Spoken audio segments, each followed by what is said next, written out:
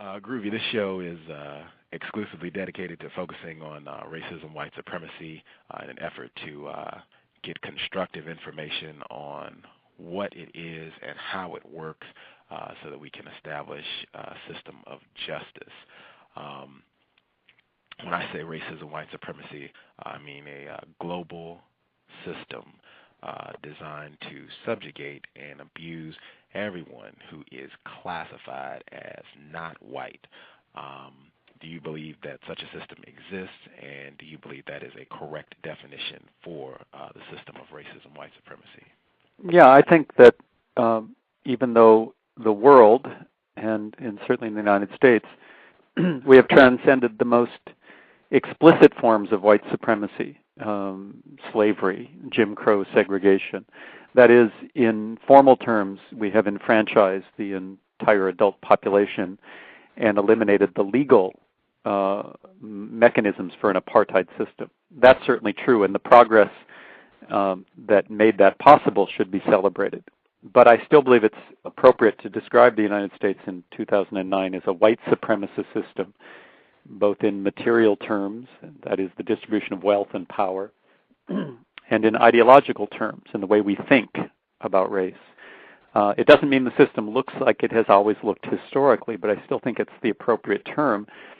And once we recognize that we still live in a white supremacist system, we can start to ask meaningful questions about what is the nature of that system and how do we change it.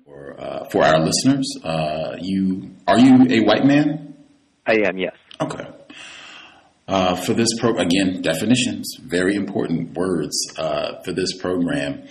The term racism, I use that term as a synonym with the term white supremacy. Use the same definition for both terms.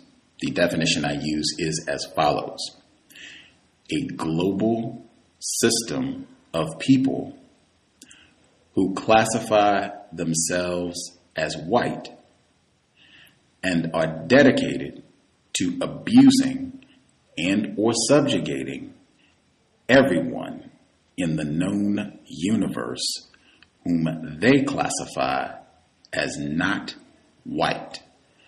Do you think such a system exists, and do you think that's an accurate definition? Yes, and yes, that sounds totally correct. Right on. This program, the C.O.W.S, context of white supremacy, I use the term racism and white supremacy as synonyms, and I use the same definition for both terms. The definition I use is as follows: a global system of people who classify themselves as white and are dedicated to abusing and or subjugating everyone in the known universe whom they classify as not white. Do you think such a system exists? Do you think that definition is accurate? I definitely think that definition is correct. There's no doubt about it. I've seen it in Europe, and I've seen it, of course, in America, and certainly in Mississippi. You are a white man, is that correct? Yes. Right on. This program, as an English professor, I think you would appreciate we always start with definitions. I have found that having a clear definition of racism very important. My definition for racism, I use racism and white supremacy as synonyms, and I use the same definition for both terms. That definition is as follows: a global system of people who classify themselves as white and are dedicated to abusing and or subjugating everyone in the known universe whom they classify as not white. Do you think such a system exists, and do you think that's an accurate definition? Well, such a system definitely exists, and I think that's accurate. I've got a couple of others that my mentors have given me that I would use, maybe a little more understated, but yeah, I think that's accurate. We start this program with definitions. Found definitions are very important. The definition that I use for racism and white supremacy, I use those two terms as synonyms. Same definition for both terms. That definition is as follows: a global system of people who classify themselves as white and are dedicated to abusing and or subjugating everyone in the known universe whom they classify as not white. Do you think such a system exists? Do you think that is an accurate definition? Absolutely. I mean, I'm sure you're familiar with Bell Hooks, the author and academic. She speaks about the institutionalized systems of domination and white supremacy as one of the prominent ones, not just in America, globally, obviously, but also very prevalent in America. And that's pretty much her definition, in other words, also of white supremacy as an institutionalized system of domination.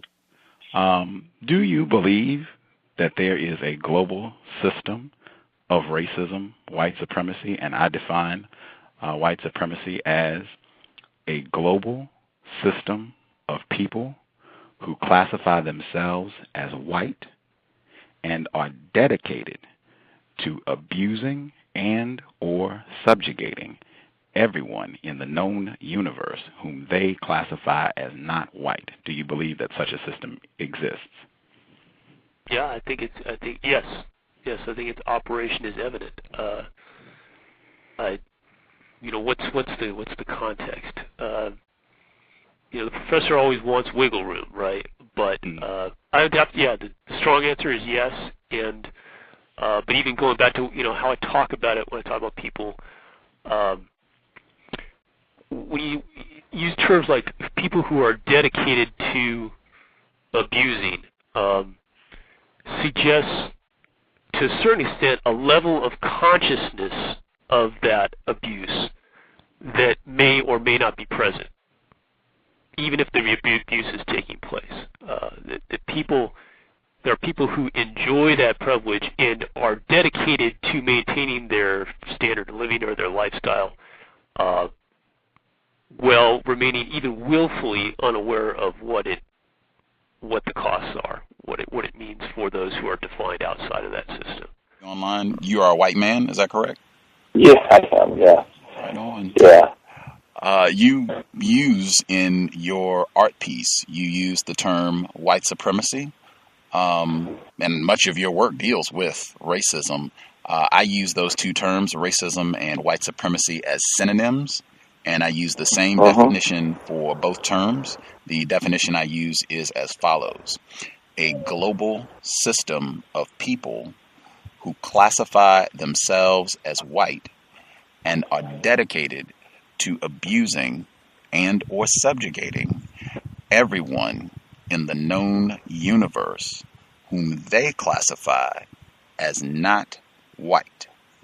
Do you believe that such a system exists, and do you think that's an accurate definition? Absolutely, yeah, I agree. And, I would just add, from my perspective, I think of race as it's an ideological construction. So, it's a system of oppression, as you say, system of domination, which you can either benefit. As a white person, you have the choice of either basically going through life benefiting from that system, being completely unaware of it, or if you're a white person, you can become aware of it, and then, work. I would say, as Malcolm X famously said to the young woman, as he talks about in his the young white girl in his autobiography, who asked her, what can I do? And he says, first he says nothing, and then he comes back later and he says, well, you could work in your own community to deal with this issue of racism, because white people created race. We created the whole system and structure, as you said in your definition. So it's, I feel it's up to us, actually, to stop it. It's our job, it's our responsibility to stop that. Right on.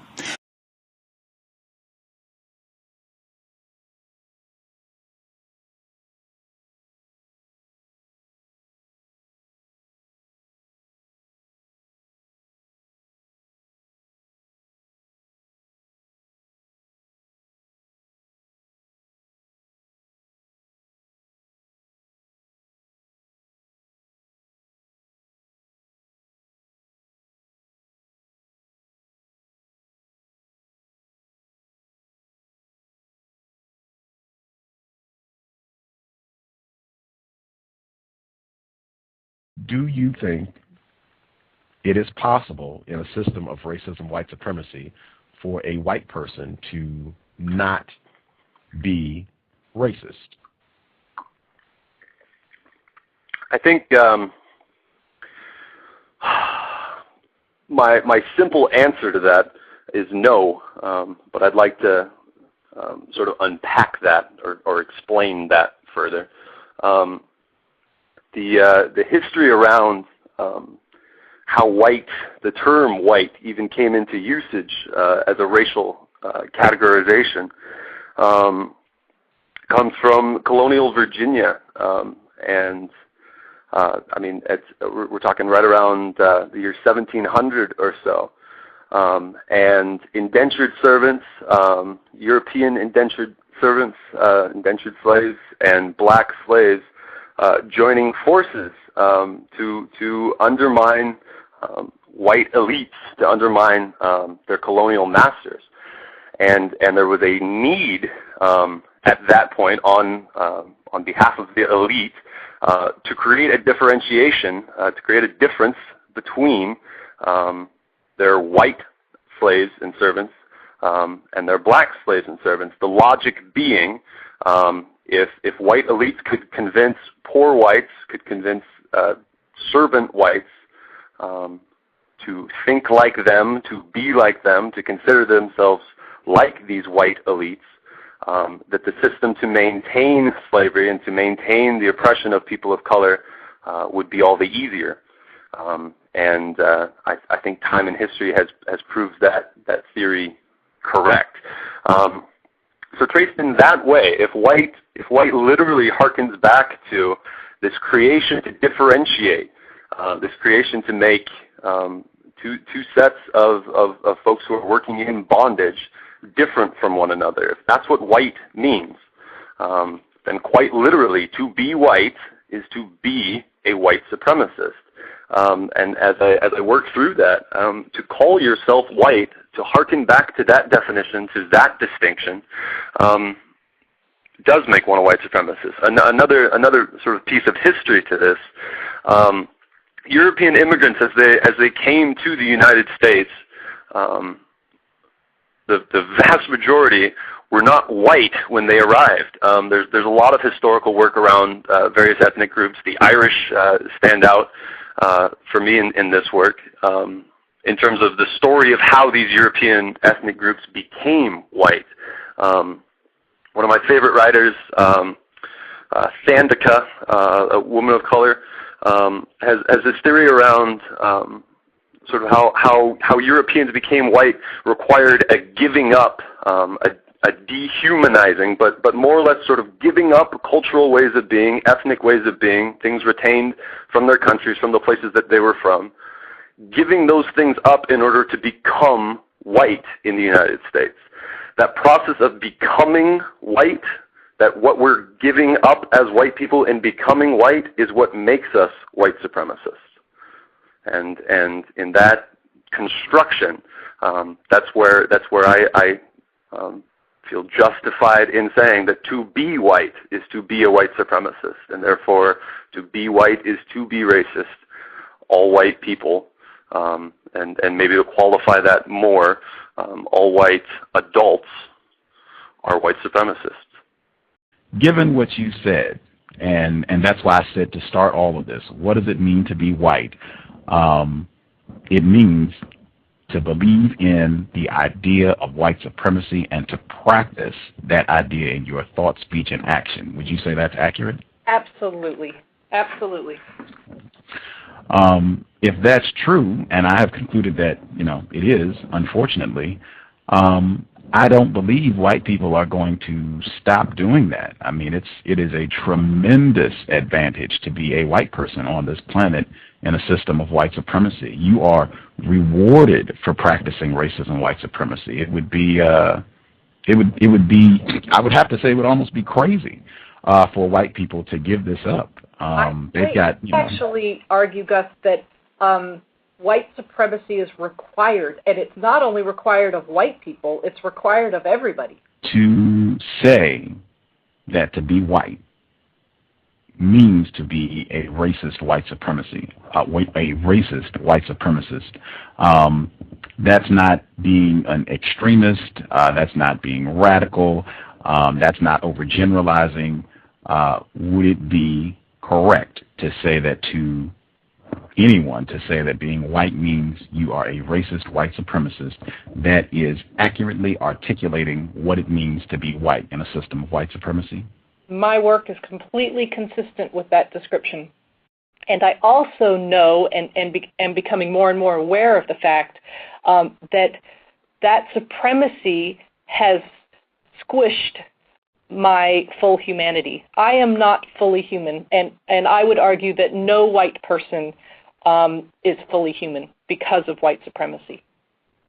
Because white supremacy teaches me from the minute I am born and start to absorb these ideas that certain groups of humanity are less than.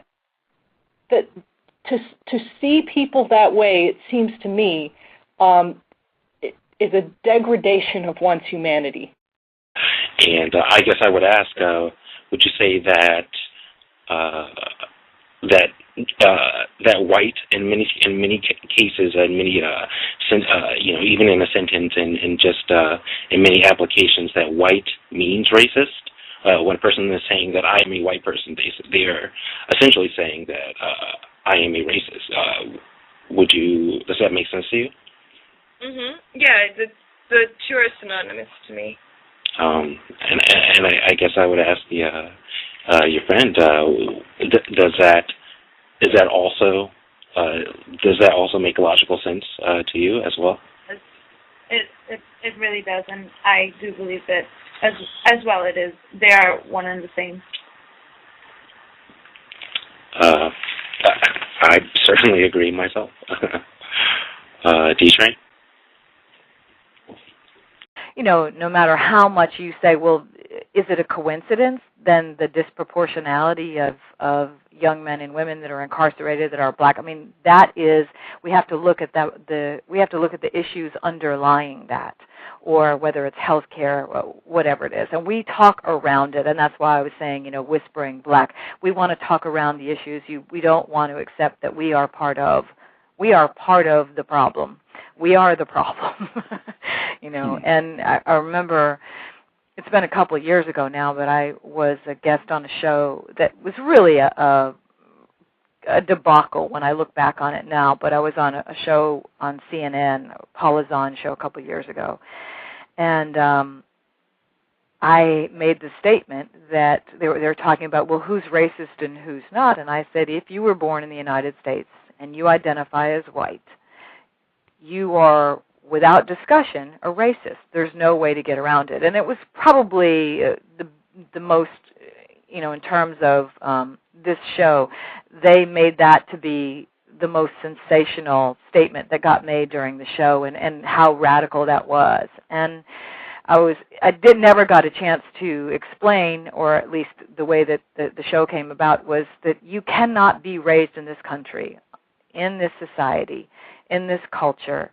and not be racist. It would be impossible. It means virtually impossible.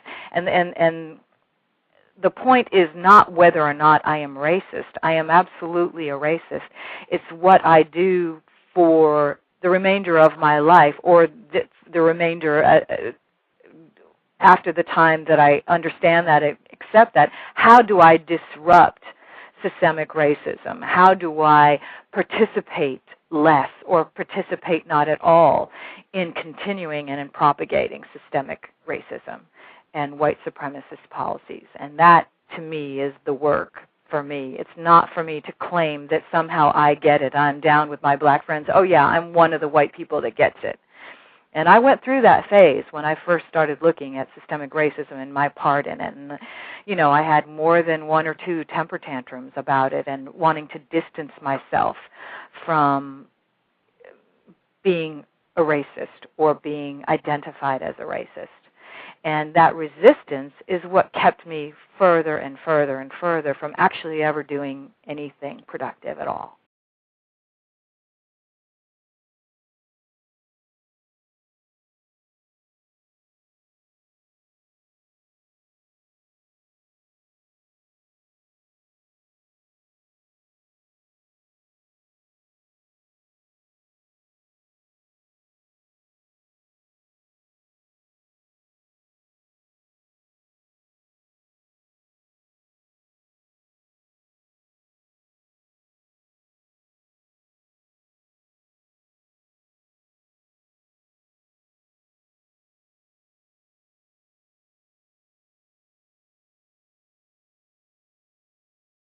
Yeah, but as I read your book, I said Martin is way informed about the system of racism, white supremacy. I strongly suspect this is a white supremacist, or he could be, because he's very informed. Just the information that you put in your book and what you just said. As a white person in the system of white supremacy, would you say you are an admitted racist white supremacist? Yeah, I mean that's. I think that anyone who's in the system, you know, consider the following statement. If I were to see in print a statement that said, "I am Martin Kevorkian, and I am a white supremacist," I would want to be able to have some context for that, because there are people that say they're white supremacists who are, say, you know, gun-toting believers in the supremacy of the white race, right? That, you know, have, you know, go to groups that are dedicated to the veneration and worship of this. And I think it's important, as you say, to have that context for that, to understand that people who aren't identifiable nutcases in that way are also participants in white supremacy. David Sheen, are you a racist? Yes, I am also a racist. Is that a good enough answer? Oh, you want me to say yes, I am a racist? I mean, I just want you to tell the truth. I mean, we're just all about the truth. Whatever you... Well, I think I just explained it. You know, I think that all white people are also racist. Or I think you said it best when you said that, or on your website, I think I read that you'd written that all white people are suspected racists, you know, and that if you're taught it from cradle to grave, you can't not be. So yeah, and so yeah, you can say it, you know, I can say it. I am a racist, and I am doing what I can in my own life, in my own personal life, and in my own political life to combat, in my own personal life to combat that in myself as much as I can, and also in my political life to combat that in the world around me. But yes, I am a racist. So are you saying that you are a racist? Yes. Okay. I'm saying I'm a racist, but let me be really clear. Please don't take that out of context about what I mean by that. White supremacy is the foundation of, I would say, the Western world. It's not the entire world at this point. It's the key social contract that's been in place for hundreds of years. It's the water that we swim in, and I was socialized into it. From the moment I opened my eyes, from even where I could be born, the hospital I could be born in, how my mother was treated by the staff, who, you know, what was the race of the person who delivered her, what was the race of the people who cleaned that room, you know, at the end of the day. I was born into a racial hierarchy in which I was granted the position as superior. And there's just no way to avoid it, and insisting that you're unaffected by it can only hold it in place. So I mean it in that way. I mean it as someone who's committed my life to challenging it. But it's reinforced 24/7 for everybody. And if you are not intentionally challenging it every day, you're necessarily just colluding with it because the default is racism. So, and everything is set up to just beautifully reproduce it. Our schools are set up to reproduce it. I think our schools are fantastically effective sorting machines, and they sort people into their hierarchy of value based on their class and their race and their gender. Everything is set up to reproduce it. You cannot avoid it. I mean, I will argue to the ground a white person who tries to tell me they could avoid that message. You know, we have different degrees of our ability to see it and to resist it, but denial is not one of them. Denying it isn't one of them. Mm-hmm. So does that help explain what I mean when I say, yes, I am racist? Oh, yes, certainly. Okay, yes, sure. I certainly understand. You know what you mean by, and I certainly don't know exactly what you mean by taking it out of context, because the entire, all of society is the context, and I certainly understand that. Oh, I meant sometimes, somebody could print this transcript and quote me saying I'm a racist without explaining what I mean, and then that, you know how people are. They like to discredit those of us in the work. I'm sure you have that experience too. Yes, but for different reasons, obviously, because I can't be a racist. Right. And yes. But I do think it, I do think it's of course important, especially for non-white people to hear a white person be as candid as possible about their involvement in this, I guess, a terrorist organization known as white supremacy and white people. Yes, but would you say that you are a racist white supremacist? And I define racist white supremacist as a white person who participates directly, indirectly, consciously, subconsciously, participates in mistreating individuals because they are not white. Would you say that you are a racist white supremacist according to that definition? Yeah, it hurts real bad, but yes, I am. Okay. Outstanding. Context of white supremacy. Timothy, Gus, Justice. Rock and roll, Justice, if you have some questions. What makes you a racist white supremacist? I think that the thing that makes me, as I've said before, at one level a racist or white supremacist is that just like any white person who's raised in this culture, I too have been exposed to, been propagandized by, been conditioned to have certain beliefs, attitudes, thoughts, and occasionally behaviors which manifest and elevate white people at the cost of or at the expense of non-white people. I'm not saying that that's all that I have in me as a character or that that's the entire sum of who I am, but I think that I have internalized those beliefs, and that, in my opinion, and using the definition of that term racist white supremacist that I'm operating from, is what would qualify me in my mind to be in that category, is having been exposed to those things and having internalized them just like anybody who's exposed to them. So that is what makes you a racist? Yes, I would say those are the things that make me and all white folks, I think, in this culture, at one level or another, racist or white. Are you a racist? Honestly, I don't know.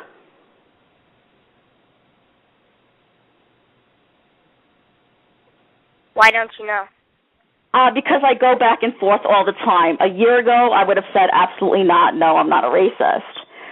But by reading more and educating myself more, I'm starting to see the ways that I do benefit from the global system of white supremacy, and I don't know if I'm at that point now where I can say, oh, absolutely, I'm 100% not a racist, because there are still things that I benefit from and do that possibly are, and I really don't know the answer myself. I wanted to touch on this before I read the next paragraph. On your blog, you said that you believe 95% of white people are racist. Is that accurate? I've said that, yes. The 5%, who constitutes this 5% of white folks who are not racist? See, that's the thing. I don't know, because I've said before, 95% of white people are racist. But are you with us? Can I be heard? Yes. Yeah. Oh, okay. The 5% of white people who are not racist, who are these people? I've never met these folks. Can you tell us more about this 5% of the white people who are not racist? Well, see, that's the thing. I never realized before that you can be racist and you can be anti-racist at the same time. If that makes sense. Sorry? That does not make sense to me. That does not compute at all. That's one of those, either you are a racist or you are not. That's something that good old Timothy says. Mr. Tim Wise, who is an admitted racist white supremacist, that I am both racist and anti-racist. That makes absolutely no sense to me. That is like someone saying I am a drug seller and I'm against drugs. It does not compute at all. At all. Okay. And I think it's so important. I'm a white person. I began this stating that, which means I learned all of the institutionalized and have been conferred all of the privileges and advantages that come with that in this country. And I own that. When we last saw each other in person at the White Privilege Conference, and I said, didn't you just say that you were racist? And you said yes. Is that still true? You, a white person, that you are racist? Yes, it is absolutely true. I don't believe you can be a product of this culture and society and not be racially prejudiced. Impossible. Hang on, I'm not finished. Hold on, you just put words in my mouth. Hang on. I'm a racist. I'm a white supremacist. Hang on. Let me finish my commentary, because I didn't call you a racist. So let me finish my commentary. I called myself a racist. Cool in the gang. Fine. I will say your publicist said when I spoke with her, she said Debbie Irving is not a racist. That's exactly what she said prior to starting. Wow, so, I'll have to straighten her out. No, I'm a self-proclaimed racist and white supremacist. No, I am indeed. I appreciate that. That is not in your book, by the way. At any rate.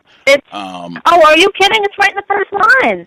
Where you say you are a racist? What page is that on? I say, it says, not so long ago, if you had called me a racist, I would have kicked and screamed. I would have run away and licked my wounds. I would have been so offended. I'm doing that from memory, but I have a book I'm looking here. at it right now. I can read it. Not so long ago, if someone had called me a racist, I would have kicked and screamed in protest, but I'm a good person. I would have insisted I don't see color. I don't have a racist bone in my body. I would have felt insulted and misunderstood and stomped off to lick my wounds. That's because I thought being a racist meant not liking people of color or being a name-calling bigot.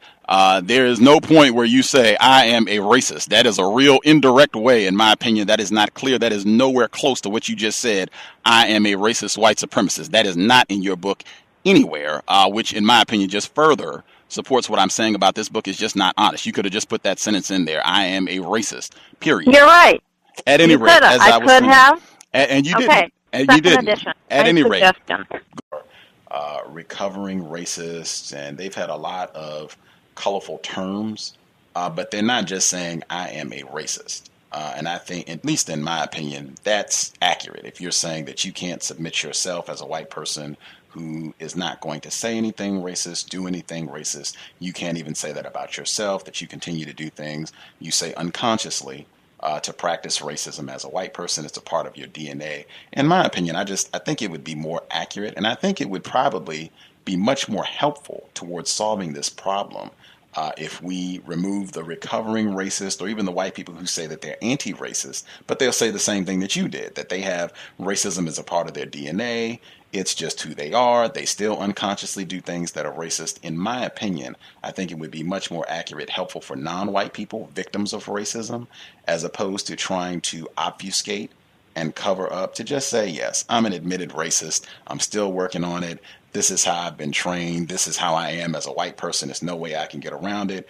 I'm trying to do things to work against racism, so I say, but, it's my DNA, it's there, and, what am I going to do about it? I think that would be more accurate, more honest, more helpful.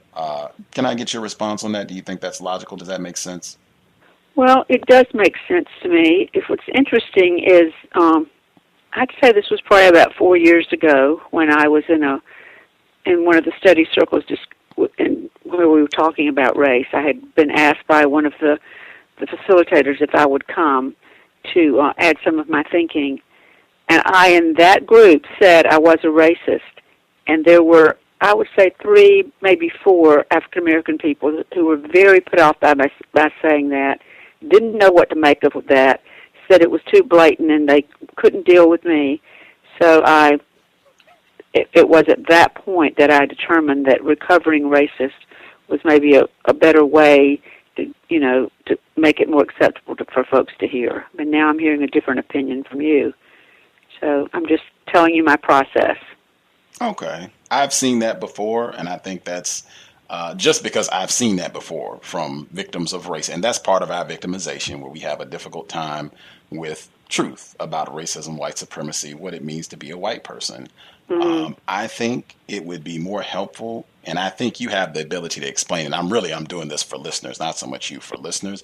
I think it would be much better to just explain thinking about a racist as a Klan member or a neo-Nazi. That is totally flawed. Like, get that out of your mind totally, and think of the nicest, sweetest white person with an apple pie and glasses and an apron and not old, because that gets thrown into that the only racists are either Klan members or crotchety 90-year-old white people who are about to die, and once they're gone, this problem will be solved. Get that out of your mind. Think of someone who, Miley Cyrus's age. Think of Miley Cyrus with an apple pie and a black person sitting next to. Think of that as a racist. Mm-hmm. Get that in your mind, a totally new way of thinking about what it means to be white, what it means to be racist. I think you could put the words together to explain it so that even if they are put off, and tell them that's good, you should be. If you're uncomfortable, that's good. Talking about racism is uncomfortable. Just sit with that and just sit and think on that. What does it make you think? How does it make you feel? A white person saying that and being honest enough to tell you that I'm racist. I'm not going to try and sugarcoat it and make you feel better and say that I'm a recovering racist or a former racist or any of these other, in my opinion, not accurate, dishonest terms. I'm a racist, and let's talk about what that means. I think that would be much, much better, much more honest, and get us to a much better place. I would request in the future, if you not reference yourself as a recovering racist, and just chop the recovering racist and just go from there and explain it and deal with that. And if they say they're uncomfortable, that's great. They should be, in my opinion, because this is a very uncomfortable situation we're in. That's true. It is very uncomfortable. I will consider what you're saying. Thank you.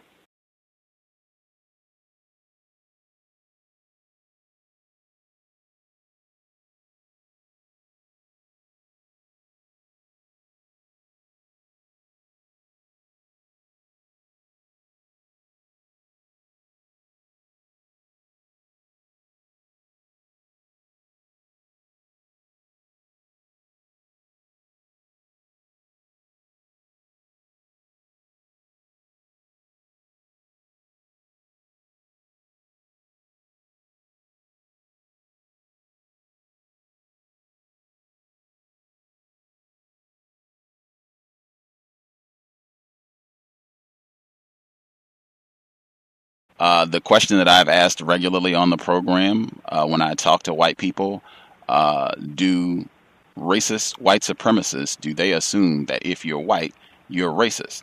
every single white person I have ever asked on the air or private conversations wherever has said yes, and generally immediately. This is one of the few times where it does not take them a lot of time, a lot of hemming and hawing. We don't have any pussyfooting. They pretty immediately give an affirmative. Yes, racists, white supremacists, they assume if you're white, you're racist. That being I the agree case, with that. see, that's what I mean. And for me to have unanimous agreement on that, that reveals a lot about what it means to be a white person. And that, for me, is compounded with situations like Bonnie Sweden and Charles Stewart and Susan Smith and the white girl at LSU who said that a van of black people kidnapped and abducted her, and they found out it wasn't true. For these sort of things, and I'm sure there are tons more of these that we don't even know about, where they were successful and a black person just got fired or thrown in jail or whatever the case may be, and it never even came out that, this was all based on a lie and white people's dedication to racism. But that, for me, really gets to the core of why I think your work, and it's not just you. This is very common where white people submit that the reason we have a system of white supremacy in place is because white people are ignorant. And in my view, nothing could be further from the truth. You cannot be white and be ignorant about racism. If you are white, there are expectations that go along with that about what you are supposed to do, what you are not supposed to do as a white person in a system of white supremacy. And if you violate those do's and don'ts, other white people will let you know immediately, generally speaking, and there can be consequences if you do not adjust your behavior. Either that's true or is not. Are you saying that's not true? No, I think I'm getting much closer to understanding what you're saying. And no, I do. There's absolutely a social code. I think if any of us step out of our social code, we get smacked around by the people who are invested in us staying in our role. You look at the black high school kid. Hang on. Let's stay focused on white people. That's one of the things. If you're accepting the feedback, I don't want to do a lot of interrupting, but that's something we were talking about, white people having to stick to the racist code. I don't want to hear about black people having to adjust to social norms. I want you to respond specifically to white people having to abide by a racist code, or other white people will let them know they are committing an error. And you see, here's another part of the problem. White people feel perfectly comfortable saying those things when there isn't a presence of a white person, because they're quite certain that that person is going to agree with them. So they feel safe. Yeah, they feel safe saying these ugly things. And then when somebody like me says, "Are you out of your mind? I thought we stopped saying those things many, many years ago." And then they get all upset because they thought they could trust me. And some of them have said to me, "Well, I thought I could trust you." And I say, as my son-in-law says, you got to know your audience. And you can't be sure that I'm not one of those radicals. So you need to be careful what you say. The other thing that I found was interesting was that she said early on that she was shocked when she was a young teacher, that when Martin Luther King was killed, she was shocked to hear other white people saying these vile things about him needing to be killed and other vile things about black people.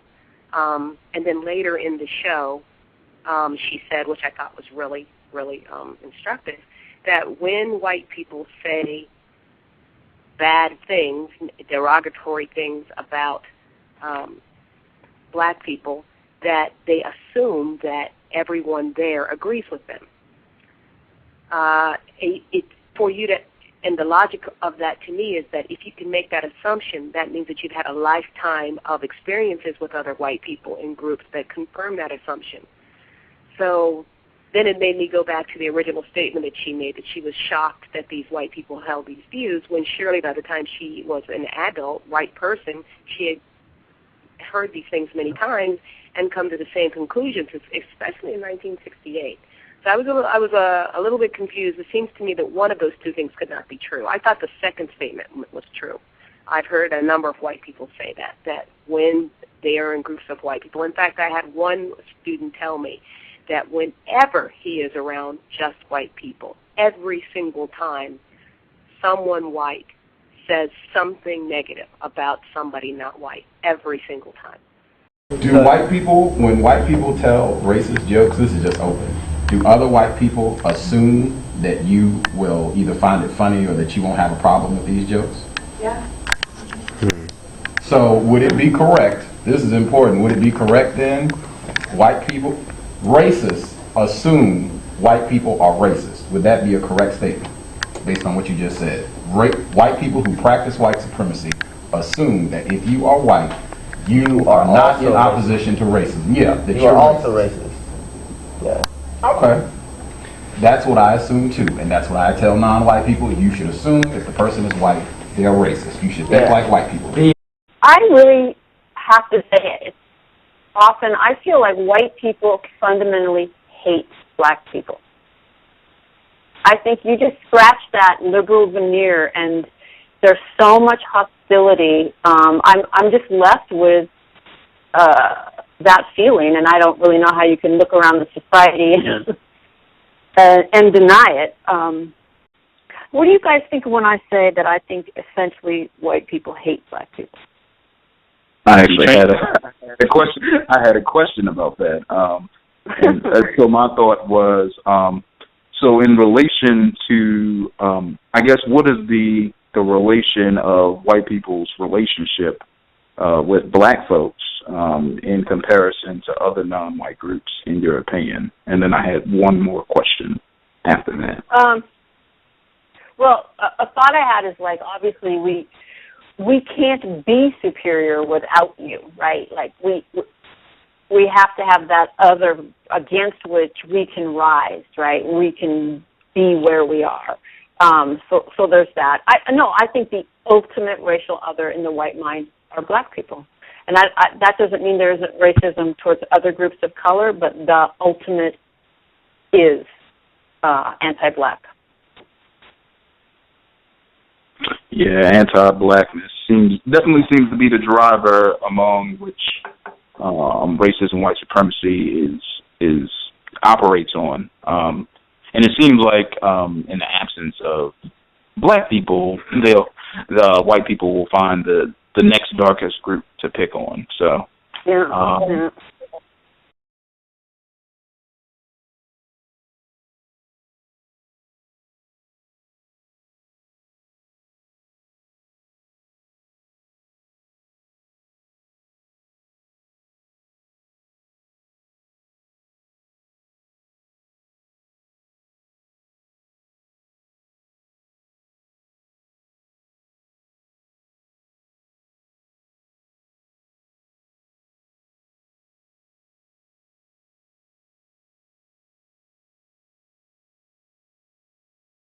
So if it's impossible to be a white person and not be a racist white supremacist, and becoming white means becoming racist white supremacist, we spoke at the conference about how non-white people are conditioned to seek out the impossible, that is, a white person who is not racist.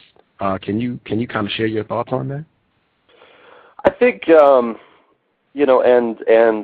I think this stems back to a lot of the work around internalized racism in some contexts, but also, the continued maintenance of a white supremacist culture, the desire, I think, and the felt need for people of color to find, quote unquote, good white people,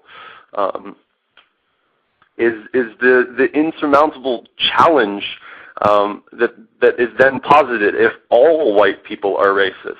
If racism is located and even extending out from that, racism lives in systems. Racism lives in structures. The burden then on people of color is unimaginable. The need for good white people is felt in the extent that in order to move in the world, in order to imagine an existence outside of and separate from white supremacy, if white people by definition are white supremacists, it means that white people are so involved, so enmeshed in white supremacy, that the idea of white people of color sort of working with white folks in that way becomes as I've characterized it, an impossible task. And as you said, the need for good white people, I think, is felt in a lot of ways. I think a lot of people of color have white people in their lives who they consider, who they consider to be good people, and I'm certainly not willing to concede that there is nothing of value, nothing of worth in white people. How could I sort of be in this role? But with that, the need for good white people is felt by both white people and people of color. I think that work, though, is holding us up. This idea that it's not all white people, the idea that it's not whiteness as an idea even that is maintaining white supremacy, prevents us from actually dismantling it, from actually taking steps to radically transform a white supremacist society.